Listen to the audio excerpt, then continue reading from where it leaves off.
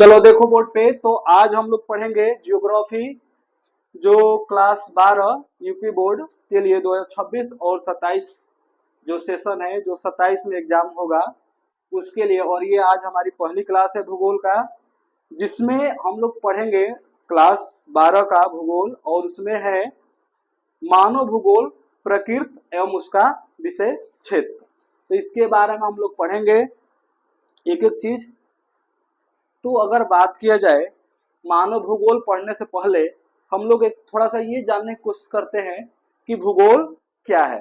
ठीक, अब डायरेक्ट अगर चैप्टर पे आ जाए और जिसके बारे में अगर हम ना अच्छे से जाने, तो ऐसा होता है कभी कभी कि कोई अगर पूछ दे बेसिक सी बातें, तो लोग वहां पे हक पका जाते हैं, नहीं बता पाते हैं। क्यों? क्योंकि बेसिक उनको जानकारी होती ही नहीं है। जैसे कि मान लो जियोग्राफी पढ़ रहे हैं हम लोग, पहला चैप्टर वगैरह पूरा पढ़ लिए, अगर कोई सिंपल सा क्वेश्चन पूछ दे भूगोल क्या होता है, तो लोग बहुत सारे ऐसे लोग हैं कि लड़के तो लड़के टीचर से भी जाकर पूछ दे कि भूगोल किसे कहते हैं, भूगोल क्या होता है, तो या बता पाएंगे तो ढंग से नहीं बता पाएंगे, नहीं तो थोड़ा गड़बड़ हो जाता है। तो इस चीजें से हम लोग क्या करते हैं, मुक्ति पाते हैं और एकदम डिटेल में पहले ये समझते हैं भूगोल होता क्या है। इसके बाद हम लोग अपना जो हम लोग का क्लास 12 का पहला चैप्टर है मानव भूगोल, प्रकृति एवं विषय क्षेत्र, उसके बारे में हम लोग क्या करेंगे, स्टार्ट करेंगे। ठीक है, तो कोई भी चीज हो जब तक डिटेल से ना पढ़े तब तक कोई पढ़ने का कोई मतलब नहीं है, कोई सेंस नहीं है। तो अगर बात की जाए भूगोल, यानी जिसको बोलते हैं जियोग्राफी, क्या बोलते हैं जी, जियोग्राफी बोलते हैं। ठीक है, तो ये दो नामों से मिलकर बना है। ठीक, कितने नाम से बना है, दो। एक जियो, ये क्या है, हाँ, तो ये रिलायंस वाला जियो नहीं है, ये अलग जियो है। वो है, वो वाला जियो ऐसे चलता है। ठीक, वो अनलिमिटेड है, ये अनलिमिटेड नहीं है।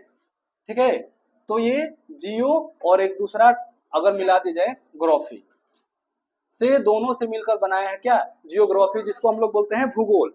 अब जियो का मतलब होता है पृथ्वी, क्या होगा, पृथ्वी। और ग्राफी का मतलब हो जाता है वर्णन, वर्णन करना मतलब कि बताना। ठीक है, तो अब बेसिकली अगर हम लोग इतना समझ गए हैं तो हम लोग परिभाषा बना सकते हैं इसका। क्या कर सकते हैं, परिभाषा बना सकते हैं, यानी पृथ्वी के बारे में वर्णन करना, बताना, समझाना, कहाँ पे नदियां हैं, कहाँ पे समुद्र है, कहाँ पे पहाड़ है, कहाँ पे क्या चीजें हैं, या फिर हमारी पृथ्वी कहाँ चपटी है, गोली है, कैसा है कैसा नहीं, तो इसके बारे में हम लोग अगर बता रहे हैं, डिटेल से समझा पा रहे हैं, तो वही क्या कहलाएगा, जियोग्राफी कहलाएगा। अगर ऐसा कुछ है जो ना समझ में आया हो, क्लियर हो गया कि ज्योग्राफी क्या है। अब अगर कोई पूछे तो कंफ्यूजन नहीं होना चाहिए। ठीक है, तो अगर हम लोग बात करें कि अगर ये बात करें कि ये कहाँ से आया हुआ है, क्यों, उत्पत्ति होता है ना किसी न किसी चीज का, तो ये भी पूछा जा सकता है कि ये जो भूगोल है या जियोग्राफी है, ये शब्द पहली बार किसने या फिर कहाँ से लाया था। तो ये जो शब्द है जियोग्राफी, नोट डालकर लिख लेना, जियोग्राफी यानी भूगोल, जियोग्राफी एक यूनानी शब्द है। कौन सा शब्द है, हाँ, यूनानी भाषा का शब्द है। ये थोड़ा एक्स्ट्रा है, और एक्स्ट्रा भी है तो बेसिक है, क्योंकि ये तुम्हारे बुक में नहीं मिलेगा कहीं।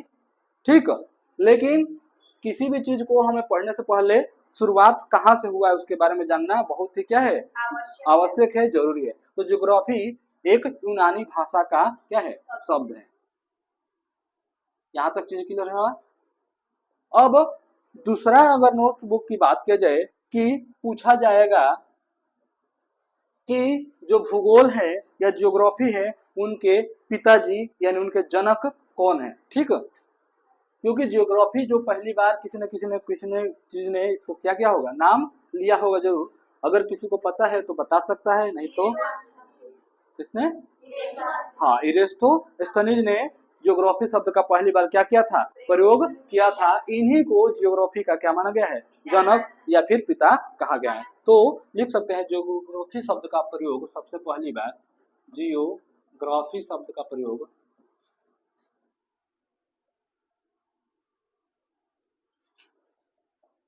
पहली बार इरोथोस्थनीज, ठीक है, इरोथोस्थनीज,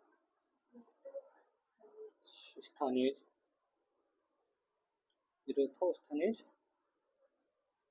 ने किया था।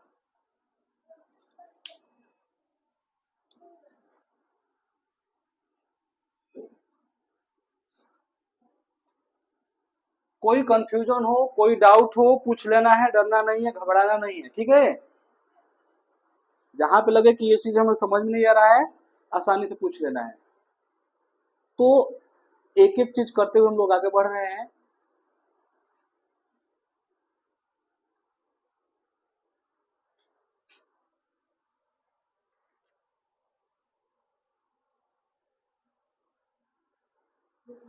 हो गया?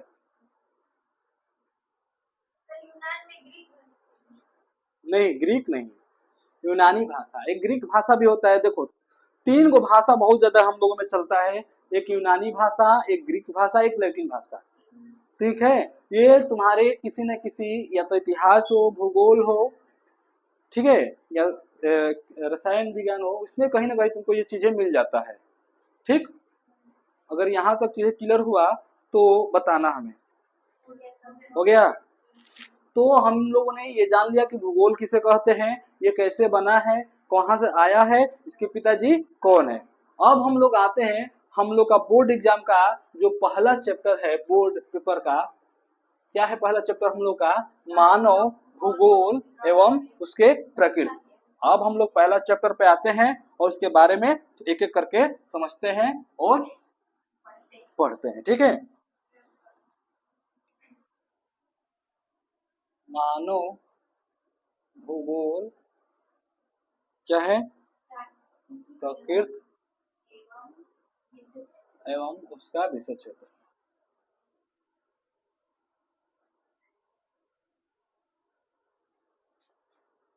तो सबसे पहले एक बात हम लोग नोट करते हुए आगे बढ़ेंगे कि अगर कोई भी कहीं जाता है, कोई जॉब करने के लिए या कहीं भी, या किसी तैयारी में, या कहीं पढ़ने के लिए, या फिर कहीं भी पहली बार जाता है, तो सबसे पहला काम क्या होता है? क्या होता है सबसे पहला काम किसी को? हाँ, इंट्रोडक्शन होता है। क्या होता है? इंट्रोडक्शन, यानी अपना परिचय कराना कि हम क्या है, हमारा नाम क्या है, ठीक, हम कहाँ से आए हैं, पिताजी क्या है, माताजी क्या है, भाई बहन है नहीं है, किस लिए आए हैं, ये सब क्या होता है, बताया जाता है।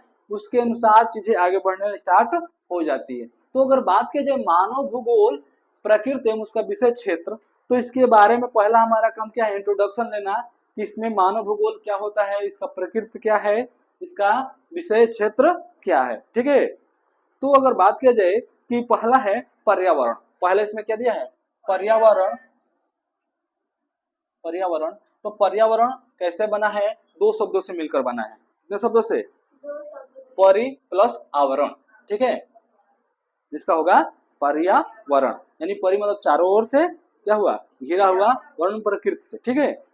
तो पर्यावरण हो गया। और दूसरा है मानव भूगोल। अगला क्या है? मानव भूगोल। तो पर्यावरण में भौतिक और सांस्कृतिक प्रभावकारी दशाओं का योग। तो भौतिक मतलब जो जितने भी फिजिकली वस्तुएं हैं, और सांस्कृतिक जो सांस्कृतिक है, कल्चरिक है, उनको अगर जोड़ दे आपस में तो क्या कहलाएगा? पर्यावरण, ठीक है। ये तुम्हारे भूगोल की दृष्टि से, नहीं तो हमारे चारों तरफ से जो घिरा हुआ है उसी को पर्यावरण कहते हैं, ठीक है। ये नॉर्मल सा परिभाषा है। अब आते हैं, मानव भूगोल इंपोर्टेंट है। जो जो इंपोर्टेंट है उसको हम थोड़ा क्या करेंगे, स्टार बना लेंगे, और अपने नोटबुक पे जब इसको करेंगे, फिर बनाएंगे या नोटबुक बनाएंगे, तो जो स्टार लगा देंगे उसको अच्छे से नोटबुक पे लिख लेना है, क्योंकि डायरेक्ट यहाँ से क्वेश्चन पेपर में आ जाता है, बोर्ड एग्जाम में भी डायरेक्ट आ जाएगा। जैसे पूछ देगा कि मानव भूगोल किसे कहते हैं, या मानव भूगोल के बारे में बहुत सारे लोगों, 4 लोगों ने परिभाषा दिया है, क्या क्या दिया उसके बारे में बताइए। तो मानव भूगोल बहुत ही सिंपल है। तो मानव भूगोल किसे कहते हैं? तो पर्यावरण एवं मानव के पारस्परिक संबंध को मानव भूगोल कहते हैं। ये हमारी क्या है? पृथ्वी, ठीक। अब इस पृथ्वी पर मानव भी है और प्रकृति भी है, यानी पशु पौधे पेड़ पौधे, जीव जंतु, सारे प्रकार की जो वस्तुएं हैं या इंसान है या जानवर है, सब किस पे है? इस पृथ्वी पर है, और इसी पे पेड़ पौधे भी हैं। तो यही बोला गया है कि इस पृथ्वी पर रहने वाले मानव, ठीक, और इसी पृथ्वी पर जीव जंतु, पशु पक्षी, पेड़ पौधे के बीच में जो संबंध बनेगा वही क्या कहलाएगा? मानव भूगोल। हमें रट्टू तोता नहीं होना है। रट्टू तोता का मतलब कि आज किताब में से या कहीं से लिखवा दिया, रट लिए, अब कल अगर पूछा जाएगा तो 2 दिन तो 3 दिन तो याद रहेगा, चौथा दिन भूल जाओगे या 10 दिन बाद भूल जाओगे। लेकिन अगर चीजें हम समझ लेंगे तो एक बार याद हो जाए तो कभी भूलने वाला नहीं है। तो मानव भूगोल पूछेगा तो ये किताबी कीड़ा नहीं बनना है, हमको कैसे समझना है कि इसी धरती पे मानव भी है, इसी धरती पे पेड़ पौधे, पशु पक्षी, जीव जंतु भी है। तो हम लोगों के बीच में और प्रकृति के बीच में जो संबंध बनेगा वही क्या कहलाएगा? मानव भूगोल। अब हम लोग मतलब हो गए मानव, ठीक, क्योंकि इंसान मानव ही कहलाएगा, ठीक, और प्रकृति जैसे पेड़ पौधे, पशु पक्षी, वो पर क्या होंगे? प्रकृति कहलाएगा। तो क्या बोलेंगे कि पृथ्वी पर मानव और प्रकृति के बीच में जो संबंध बनेगा वही क्या कहलाएगा? मानव भूगोल। सिंपल सी बात है। किसी को ऐसा है जो ना समझ में आया हो? नहीं समझ में आएगा पूछ लेना बार बार। तो पर्यावरण एवं मानव के पारस्परिक संबंध। पर्यावरण मतलब प्रकृति, पर्यावरण मतलब क्या होगा? प्रकृति, क्योंकि पर्यावरण कैसे बना है? प्रकृति से ही बना है, ठीक है। तो ये चीजें को आगे बढ़ते हुए हम लोग चलते हैं। पर्यावरण और मानव के बीच के परस्पर, नहीं भी लिखेंगे तो समझ में आएगा, कोई दिक्कत नहीं। परस्पर मतलब एक दूसरे से जुड़े हुआ, ठीक है। परस्पर संबंध को क्या कहते हैं? मानव भूगोल। कोई बता सकता है कि मानव कैसे जुड़ा हुआ है पृथ्वी से, प्रकृति से, और प्रकृति कैसे जुड़ा है मानव से? क्योंकि यहाँ पे यही बोला जा रहा है, परस्पर संबंध को मानव भूगोल कहते हैं। तो कैसे हम लोग एक दूसरे से जुड़े हुए हैं? अगर सिंपल सी बात किया जाए तो हमें ऑक्सीजन कहाँ से मिलता है? सांस कहाँ से लेते हैं? हवा प्रकृति से लेते हैं, ठीक है। और जो प्रकृति है उसको चाहिए, यानी पेड़ पौधों को क्या चाहिए होता है? CO2 यानी कार्बन, कार्बन डाइऑक्साइड। तो मनुष्य जो है CO2 छोड़ता है, जो प्रकृति ग्रहण करता है, ठीक है। और जो पेड़ पौधे प्रकृति है, पशु पक्षी पेड़ पौधे, जितने पेड़ है पौधे हैं, वो ऑक्सीजन छोड़ते हैं जो हम लोग लेते हैं। तो समझ में आ रहा है एक दूसरे से कैसे जुड़े हुए हैं कि हम उन लोगों के लिए, हम लोग जो है पेड़ पौधों के लिए जरूरी है क्योंकि कार्बन डाइऑक्साइड छोड़ते हैं। पेड़ पौधे हमारे लिए जरूरी है, क्यों? क्योंकि हमें ऑक्सीजन, क्योंकि दोनों एक दूसरे पर डिपेंड है। हमें ऑक्सीजन चाहिए और उनको कार्बन डाइऑक्साइड, ठीक है। तो अदला बदली, हाँ, गेहूं के बदले क्या चावल, या चावल के बदले गेहूं, ठीक है। तो समझ में आया ना परस्पर संबंध कैसे है कि मानव डिपेंड है प्रकृति पे, प्रकृति डिपेंड है मानव पे, और इसी के बीच के जो संबंध बनेगा वो क्या कहलाएगा? मानव भूगोल। सिंपल सी बात है। कोई ऐसा है जो ना समझ में आए इस चीज को? आ गया? आगे बढ़े। अगला है द्वैतवाद। सरोकार मतलब होता है संबंध, ठीक। द्वैतवाद मतलब पर्यावरण मानव के रूप में दो घटक है, ठीक है, कोई वो नहीं। हिम नदी, अगला क्या है? हिम नदी। हिम नदी क्या है? क्या होता है हिम नदी? हाँ, हिम मतलब होता है क्या? बर्फ। नदी मतलब पानी, हाँ। तो बर्फ, तो यहाँ पे नदियों का पानी मत कह देना या बर्फ का पानी, ऐसा नहीं होगा। हिम जो होता है, जैसे कि मान के चलो जो पहाड़ है, ठीक है, पहाड़ पे पानी जब जम जाएगा तो किसका रूप ले लेगा? बर्फ का। लेकिन वही जब थोड़ा सा धूप लगेगा तो क्या करने लगता है? पिघलने लगता है, तो पानी बन के गिरने लगता है। जैसे गंगा जी, लोग बोलते हैं गंगा जी पानी आ गया है, बढ़ गया है, तो कहाँ से बढ़ता है? आसमान में से नहीं बढ़ता है। वही जो हिमालय है, जो बर्फ है, धूप से, तापमान से जब पिघलता है तो क्या करता है? पानी के रूप में बह जाता है। और ज्यादा जब पिघलेगा तो तेजी से पानी आएगा, वही बाढ़ का रूप ले लेता है, ठीक है। तो हिम नदी का मतलब हुआ, क्या हुआ? तो विशाल फिसलती हुई बर्फ की चट्टान। विशाल मतलब होता है बड़ा, ठीक है। विशाल फिसलती हुई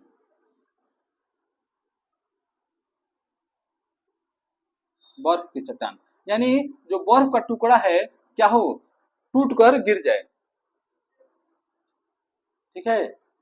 तो वही क्या कहलाएगा, हिम नदी। और बर्फ का टुकड़ा आसमान में तो से तो टुकड़ा गिरेगा नहीं, कहाँ से गिरेगा, पर्वत से, या फिर हिमालय पर्वत या पहाड़ जो भी है, ठीक। अब आते हैं जल डमरू। जल डमरू मध्य, यही है ना। तो जो जल में डमरू बजाता होगा बीच में जाकर, गंगा जी की नदी के एकदम बीच किनारे में, उसे क्या कहेंगे, जल डमरू मध्य।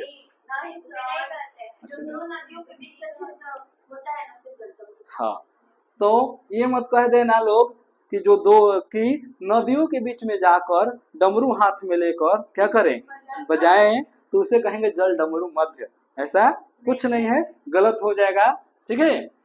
तो जल डमरू मध्य का मतलब सिंपल से बात समझ लो कि दो नदियों के बीच में जो जमीन होती है या भूमि होती है उसे क्या कहते हैं, जल डमरू मध्य। अगर हाँ, द्वाब भी बोला जाता है। अगर एग्जाम्पल की बात किया जाए तो हम लोग सिंपल से एग्जाम्पल लेते हैं कि ये हम लोग का जो क्षेत्र है द्वाबा क्षेत्र है, क्या है, ठीक, द्वाबा क्षेत्र है ना। तो द्वाबा क्षेत्र एक साइड है बैरिया का साइड, हाँ, एक साइड है सुरेमनपुर का साइड, हाँ, नहीं द्वाब मतलब नदी नहीं होता है, जो दो नदियों का जो मिलन होता है ना, जो बीच वाला एकदम जाकर, जैसे जाकर यहाँ पे मिलेगी वही पॉइंट द्वाब होगा, ठीक है। तो ये हम लोग का एक साइड का बैरिया वाला एरिया है, बीच में द्वाबा क्षेत्र है, और इधर सुरेमनपुर वाला एरिया है। तो अगर इधर की तरफ जाएंगे तो गंगा नदी भी है, गंगा नदी है ना जी। अगर इधर की तरफ जाएंगे तो यमुना नहीं है, यमुना नदी, हाँ, घाघरा नदी, और उसको क्या बोला जाता है, नहीं नहीं, इसको जमुना नदी बोला जाता है, हाँ, सरयू नदी, याद नहीं याद रहा था, सरयू नदी बोला जाता है, ठीक है, सरयू नदी है, ठीक। तो अगर कुछ दूर हम लोग बैरिया से आगे बढ़ रहे हैं, तो लगभग 4-5 किलोमीटर, तो क्या मिल जाएगा, गंगा नदी, और इधर बढ़ेंगे तो सरयू नदी। लेकिन इस दोनों नदियों के बीच में एक जमीन भी है, यानी भूमि है, जिसको बोला जाता है द्वाबा का क्षेत्र, ठीक। तो यही क्या कहलाएगा, जल डमरू मध्य। एग्जाम्पल दिए हैं समझने के लिए कि दो नदियों के बीच में बसा हुआ जगह, शहर क्या कहलाता है, जल डमरू मध्य। एग्जाम्पल ऐसा हम समझाने के लिए बता दें, यहाँ का एग्जाम्पल दिए क्यों, क्योंकि तुम लोग इस चीज को अपने आंखों से रोज रोज देख रहे हो, तो आसानी से चीजें क्या हो जाएगा, समझ में आ जाएगा। लेकिन जल डमरू मध्य का परिभाषा लिखना होगा तो यही लिखेंगे कि दो नदियों के बीच में बसा हुआ भूमि या जगह को क्या कहेंगे, जल डमरू मध्य कहेंगे, ठीक।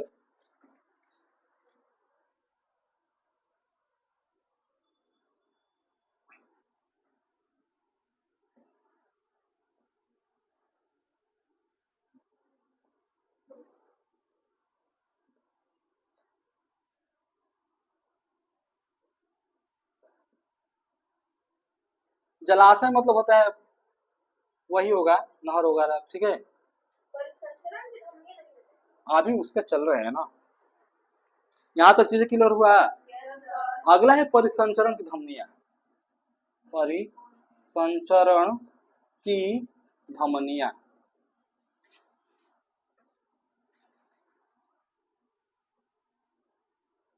ठीक। ये भी अच्छा क्वेश्चन है, परिसंचरण की धमनियां क्या होता है।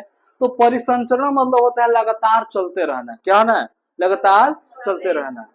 तो अगर बात किया जाए कि अगर हमारा जो शरीर का ब्लड है अगर चलना बंद हो जाए तो क्या हो जाएगा, टिकट यहाँ से कट जाएगा, यानी बुलावा आ जाएगा, ठीक है। हाँ, तो ऊपर वाला बुलावा आ जाएगा कब, जब परिसंचरण की धमनियां बंद हो जाए तब। यानी जो ये यहाँ पे जो मेन धमनी है, फुसफुस होता है, सीरा होता है, तीन चार प्रकार की धमनी है। तो जो यहाँ पे ब्लड से, यहाँ से पूरा ब्लड क्या होता है, सर्कुलेट होता है पूरा शरीर में। यहाँ पर जिसको देखोगे कोई डॉक्टर वगैरह होता है तो इधर उधर या तो हार्ट पे चेक करेगा, नहीं तो डायरेक्ट यहाँ पे से पकड़ेगा, ठीक है। यहाँ से पता चल जाता है कि हमारे जो पर्सन धमनियां है चल रही है कि नहीं चल रही है। यहीं से पूरा ब्लड पूरा बॉडी में क्या होता है, सर्कुलेट होता है। तो जैसे परिसंचरण का मतलब हमको पता चल गया क्या, कि लगातार चलते रहना है। तो वैसे ही देश है हमारा, क्या है, देश। देश चल रहा है, कैसे चल रहा है, कैसे चल रहा है, तो देश, हाँ, सड़क से चल रहा है, रेल पथ यानी रेल मार्ग, ठीक है, वायु मार्ग और जल मार्ग, वही जल मार्ग या समुद्र मार्ग भी बोल सकते हो। नहीं दिया कोई बात नहीं है, ये भी है। तो ये रेल पथ है तो मतलब सड़क पे ही नहीं चलता है, तो सड़क में तो नहीं लेगा। रेल पथ सड़क पर कैसे चलेगा, तो नहीं समझाना हमको। धरती का जिक्र कहाँ पे हुआ, इस तरह से देखोगे तो सड़क भी तो धरती ही पाया जाएगा।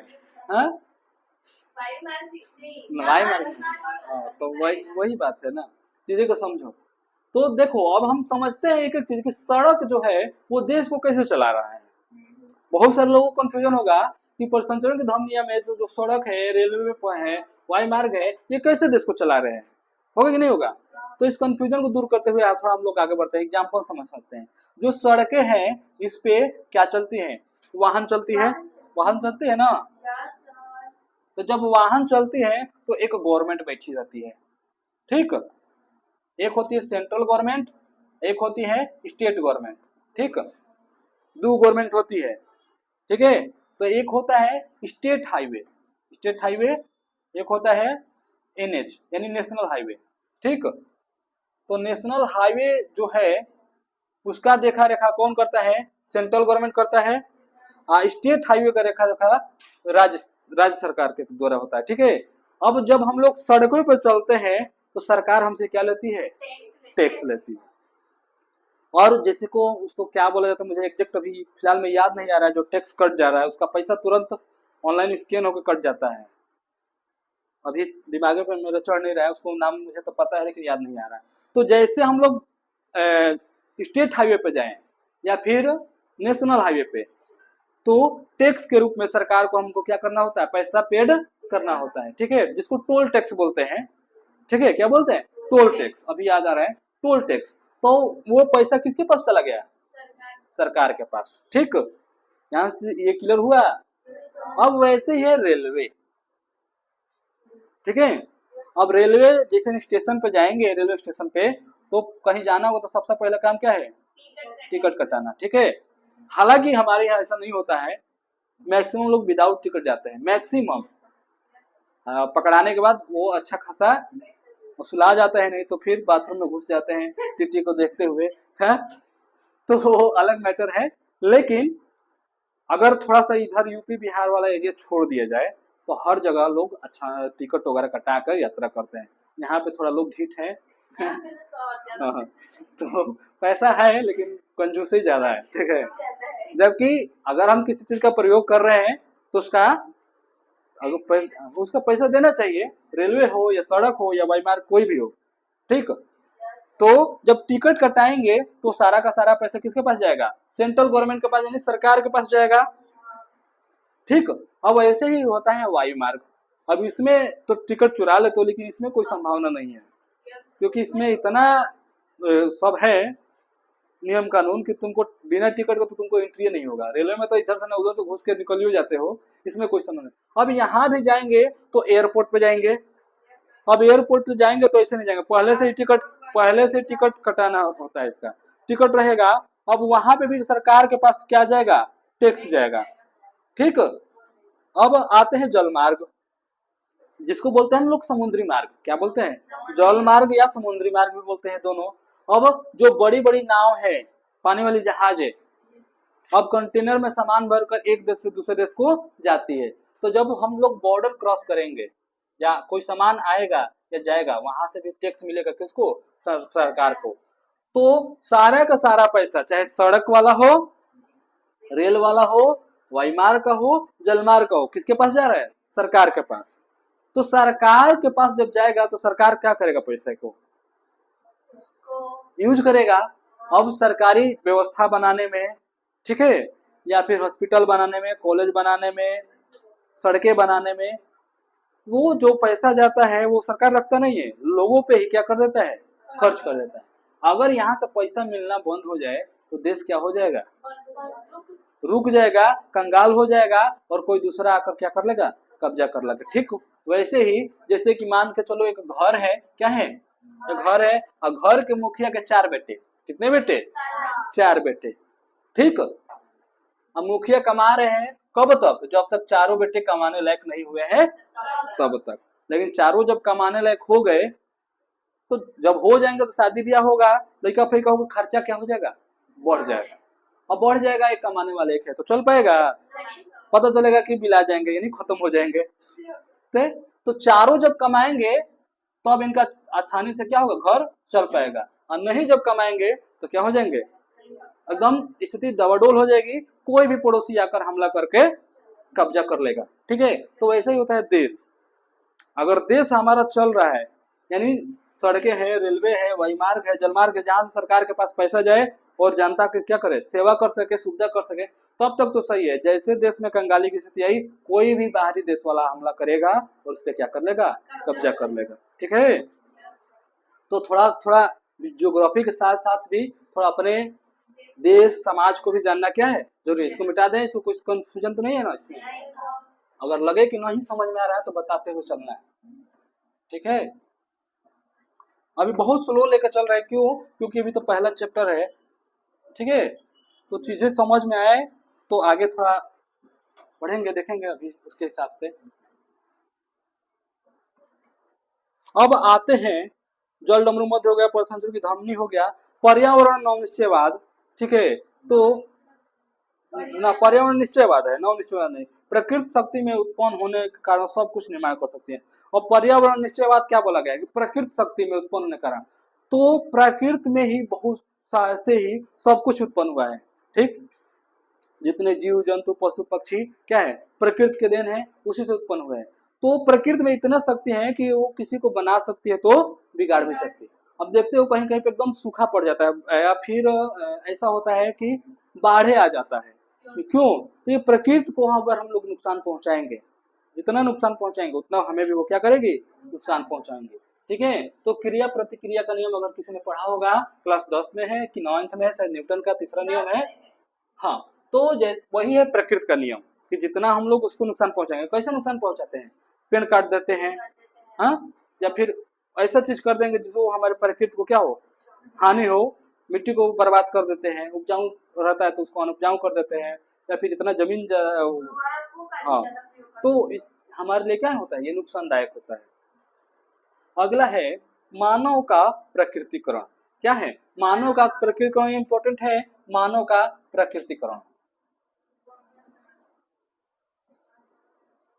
ठीक है, मानव का प्रकृतिकरण इंपॉर्टेंट है। इसको थोड़ा हम लोग देखते हैं, समझते हैं, आगे बढ़ते हैं। तो क्या दिया है? मनुष्य की प्रकृति पर निर्भरता। मनुष्य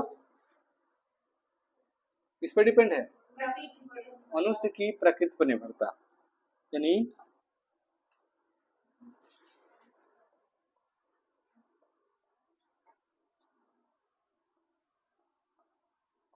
मनुष्य यानी मानव किस पे डिपेंड है? प्रकृति पे। अगर प्रकृति यानी पेड़ पौधे पशु पक्षी अगर खत्म हो जाए इस पृथ्वी पे तो क्या होगा? मनुष्य ऑटोमेटिक खत्म हो जाएंगे। क्यों? क्योंकि जो ऑक्सीजन हमें चाहिए वो कहाँ से प्राप्त होता है? पेड़ पौधे से। समझ में आ रहा है ना मानव का प्रकृतिकरण? तो मानव का प्रकृतिकरण जब पूछा जाएगा तो मानव किस पे डिपेंड हो जाएगा? प्रकृति पे। अब अगला है प्रकृति का मानवीकरण, ये है ना जी? प्रकृति का मानवीकरण, तो इसमें ठीक उल्टा हो जाएगा।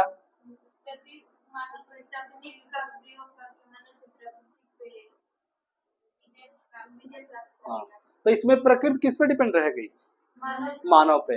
ठीक है, अब डिपेंड कैसे रहेगा कि अगर हम एक पेड़ काट रहे हैं, ठीक, तो दूसरा नहीं लगाएंगे, कम से कम 10 गो 15 गो 20 गो लगाएंगे। अब एक पेड़ तैयार हुआ है 10 साल 5 साल 15 साल में पूरा, तब न पूरा हवा या फिर ऐसा कर रहा है। एक छोटा सा तुम पौधा लगाओगे तो उसी दिन थोड़ा तैयार हो जाएगा, वो तो समय लगेगा ना। चीजें समझ में आ रहा है? तो प्रकृति का मानवीकरण का मतलब होगा प्रकृति किस पे डिपेंड होगी? मानव पे।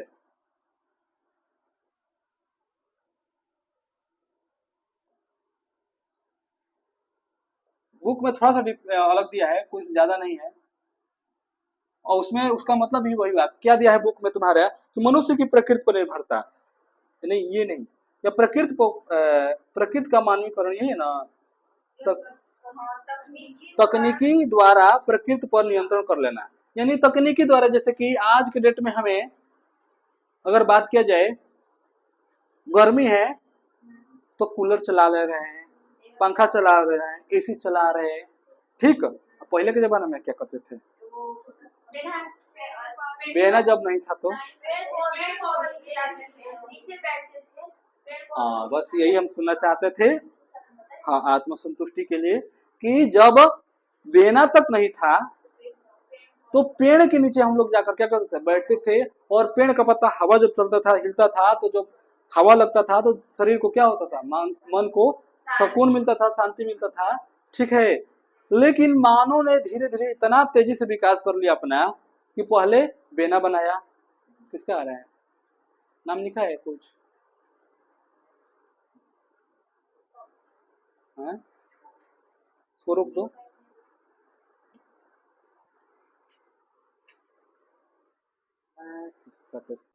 चलो देखो, तो प्रकृति का मानवीकरण, तो प्रकृति किस पे डिपेंड था, मानव पर। तो मानव जैसे है कि पहले के जमाने में हम लोग क्या करते थे, बेना का जमाना तक नहीं था जब, तो पेड़ के नीचे इंसान जाकर बैठता था। अब पहले जंगलों में ही रहते थे, घर पे तो नहीं रहते थे, अब ना घर बनना स्टार्ट हुआ है, मतलब बहुत साल हो गए, फिर भी उससे पहले हम लोग क्या करते, जंगलों में रहते थे। आदिवासी लोग कहाँ रहते थे, जंगल में। तो बात किया जाए तो उस टाइम पे हम लोग के पास वही था, लेकिन धीरे धीरे विकास हुआ, पहिया का आविष्कार हुआ, फिर दिमाग बढ़ता गया, तो बेना आया। बेने के बाद फिर जैसे इलेक्ट्रॉनिक्स सामान में आ गए, तो फैन, कूलर, एसी, सब चीजें आ गया। तो मानव क्या कर लिया, प्रकृति पर कब्जा कर लिया। कैसे, कि पहले इंतजार करते थे कि कब हवा चलेगा, तब जाके हमें क्या लगेगी, ठंडी लगेगी। आज इंतजार नहीं करना है, स्विच ऑन किए, पंखा चालू, एसी चालू, फैन चालू, कूलर सब चालू। समझ में आ रहा है ना कि मानव कैसे प्रकृति पर कब्जा कर लिया है। तो यही कहलाएगा प्रकृति का मानवीकरण, ठीक है। अब है संभववाद। संभववाद क्या है, संभववाद, संभववाद का मतलब अगर बात किया जाए, संभव मतलब क्या होता है, किसी चीज को सोचना कि हम 90% लाएंगे, या फिर 99% लाएंगे, या 95% लाए हैं। तो ये तो तुम लोगों ने सोच लिया अपने मन में कि हम एग्जाम जब हमारा होगा 27 में, तो हम इतना % लाएंगे। तो ये कब संभव हो पाएगा, जब हम उस पर पूर्ण रूप से मेहनत करेंगे, आज ही से लग जाएंगे। अब ये नहीं देखेंगे कि 8 महीना है, 9 महीना टाइमिंग है, तो 2 महीना बाद पढ़ेंगे या फिर लास्ट में पढ़ेंगे, तो उस टाइम पे तो उतना पॉसिबल नहीं है। बहुत तेज अगर ब्रिलियंट कोई रहता है तो उतना ला पाता है, नहीं तो मैक्सिमम चांस रहता है कि नहीं आ पाएगा। तो हम आज से लग जाए उस चीज को लेकर, ठीक है, तो एक टाइम आएगा कि हम इस चीज को क्या कर दें, सच कर देंगे, नहीं संभव कर देंगे, ठीक है। आज से 200 साल पहले कोई सोचा नहीं था कि सामने से सामने क्या होता होगा, बात होगा, कहीं भी रहेंगे फेस टू फेस क्या कर लेंगे, बात कर लेंगे। लेकिन ये चीज क्या हो चुका है, आज संभव हो चुका है। ये किसके वजह से, संभववाद की वजह से, यानी लोगों की सोच की वजह से कि हम ये चीज कर पाएंगे। पहले के लोगों को सोच था चंद्रमा पर पहुंचना है, लेकिन सोच था, आज हम पहुंच चुके हैं, क्यों, संभववाद की वजह से। चीज समझ में आ रहा है। तो संभववाद यही है कि मानवीय कौशल एवं तथा तकनीकी से सब कुछ संभव हो सकता है। मानवीय कौशल, मानवीय कौशल मतलब मानव का दिमाग, माइंड, ठीक है। मानवीय कौशल और तकनीक, और तकनीक मतलब होता है मशीन, टेक्निक, ठीक है। तकनीक के द्वारा आज सब कुछ संभव है, आज सब कुछ संभव है कि नहीं। आज तकनीक, मोबाइल क्या एक तकनीक तो है जो एक दूसरे से हम लोग कहीं भी रहेंगे कनेक्ट करके जुड़ ले रहे हैं, बात कर रहे हैं। हाँ, आज सैटेलाइट क्या है, सैटेलाइट के द्वारा आज हमें पता चल जा रहा है कि मौसम कल कैसा होगा, परसों कैसा होगा, कब बारिश होगी, कब नहीं होगा। तो ये क्या है, सैटेलाइट एक तकनीक है, मानव ने क्या किया, इसका खोज किया है। तो यही तो संभव कब हो पाया, जब हम इस चीज को सफल कर पाए हैं तब। समझ में आया संभववाद। नौ निश्चयवाद बहुत ज्यादा इंपॉर्टेंट है। नौ निश्चयवाद, ये यहाँ से क्वेश्चन हमेशा पूछा जाता है, ठीक है। नौ निश्चयवाद स्टार वाला है, पेपर में आने वाला क्वेश्चन है, इसको स्टार पे इंपॉर्टेंट डाल के लिख लेना लोग। नौ निश्चयवाद जिसे हम लोग बोलते हैं रुको और जाओ, क्या बोलते हैं, रुको और जाओ। रुको और जाओ। जैसे अगर हम लोग अगर शहर में जाएं, देहात में तो नहीं, या फिर रेलवे स्टेशन पे जाएं तो देखते होंगे कि सिग्नल लगा रहता है, एक रेड, एक येलो, एक ग्रीन। ठीक, तो रेड का मतलब होगा अगर रेड ब्लिंक कर रहा है तो वहां पे रुक जाना है।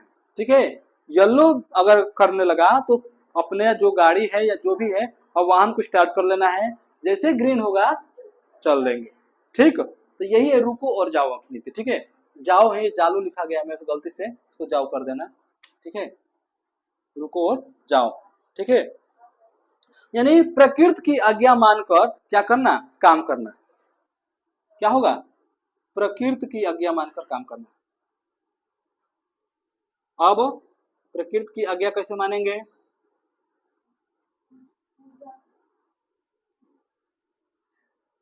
कैसे आज्ञा मानेंगे प्रकृति की? तो हाँ, जो वो बोलेगी प्रकृति कैसे बोलेगी, थोड़ा बताना। तो जाएंगे किसी पेड़ पौधे के पास, एकदम नहा धोआ के सुबह सुबह टीका उका लगा के हाथ खड़ा जोड़ के खड़ा होंगे, कहेंगे हे प्रकृति देवता देवी माता जो भी है, हमें आपकी आज्ञा चाहिए, हम आपको काटना चाहते हैं। क्या करना चाहते हैं, काटना चाहते हैं।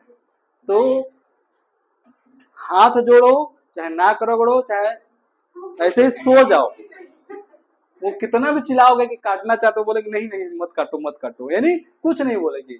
ठीक है, तो इसका मतलब ये हुआ प्रकृति की आज्ञा मानकर अगर हम प्रकृति को नुकसान पहुंचा रहे हैं किसी वजह से, जैसे मान लो किसी का घर ही बन रहा है तो उसको पेड़ पौधा है तो काटना ही पड़ेगा, तो नुकसान हो रहा है नहीं प्रकृति का, तो उसके बदले में हम उतना पेड़ लगाएं या उससे कई गुना ज्यादा पेड़ लगाएं ताकि प्रकृति को जो नुकसान कर पा रहे हैं उसको हम क्या कर सके, भरपाई भी कर सके। ठीक है, हाँ, यही क्या कहलाएगा, रुको और जाओ की नीति। ये किसने बोला था, बहुत बार पूछा गया है, ग्रिफिथ टेलर ने, ये पेपर में आ चुका है।